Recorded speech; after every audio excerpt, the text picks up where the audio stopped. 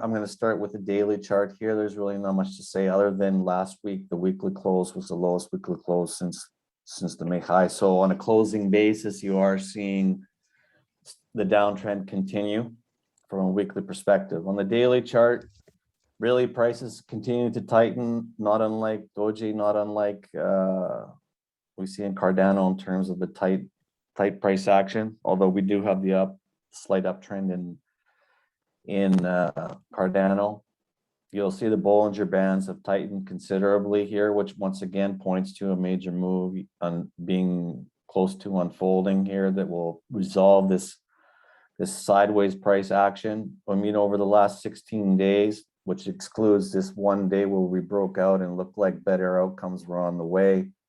We're actually down over 5%, which once again is a notable negative deviation for what we're seeing in the broader cryptocurrency complex.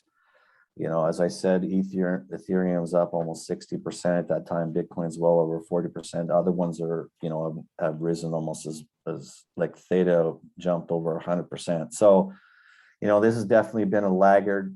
Like we mentioned, I think earlier in the earlier video with Dogecoin, they have a very similar look to them. So at this point, I wouldn't be doing anything until I saw confirmation of a break of levels. On the upside, I would need to see a daily close above the 50-week simple moving average, which comes in at 714. And that is a daily close, not just an intraday move. After that, you can begin to entertain higher levels, initiate a pilot buy, and then look to add through the upper line of this descending parallel channel, and then look for a move up through these highs here, which include the high on June 29th at 962. Then you have this high over here, which is at 1048 on June 2nd. The highs that I'm really interested in, though, are here from May 20th at 1214 and on May 24th, which is at 1204. Those are the target levels. That would give you about a 70%, 69 to 70% move from the 50-day simple moving average if you were able to get the daily close above there. On the downside, really, a daily close below not only this May 19th low, which is at 607, which has been very important on a closing basis. We only have one daily close below. We've had a couple of undercuts and some tests here through this sideways price action. So a daily close below that level and the midline of the descending parallel channel, which comes in at about 551, would introduce weakness down to here. You'll see that the midline also corresponds with this low here from June 12th at 550. So a break below there on a daily basis will leave it exposed to a notable decline, at least down to the lower line of the descending parallel channel, which is about a 40% decline. So unless you see a close above the 50-day or a close below the midline of the descending parallel channel, the Shiba Inu is dead money in my opinion. But I would be on alert that we're probably going to see a sharp move at some point, probably within the next 4 to 5 days. I think considering the tightening that's happening right now, we can expect big moves for Shiba Inu. Right. So this is what I've been looking at. These are support levels here, which is 654 and 624. These circles here represent when these levels were actually formed. May 19th was the first time the 654 level was formed. And then we have June 8th when the 624 level was formed. And time and again, we've seen a dip below these levels, usually led to a retest of it and then followed by a sharp move to the upside. Same thing happened here.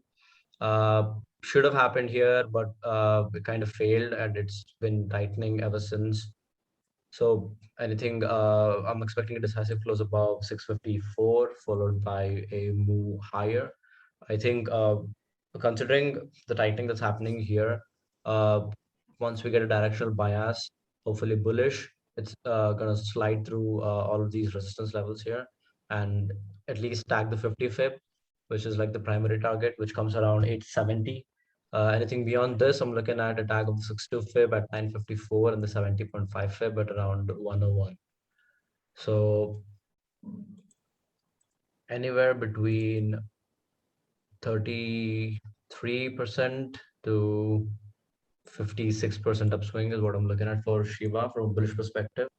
But if we do fail to break above this, it's going to be really bad for Shiba, because there's no legit price action, at least up to the 420 level, which would be a 33% downswing from the current levels.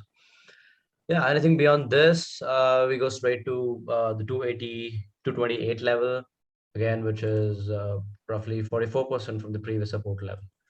So the downside really looks bad for Shiba Inu. So holding above these two levels is really crucial for Shiba Inu.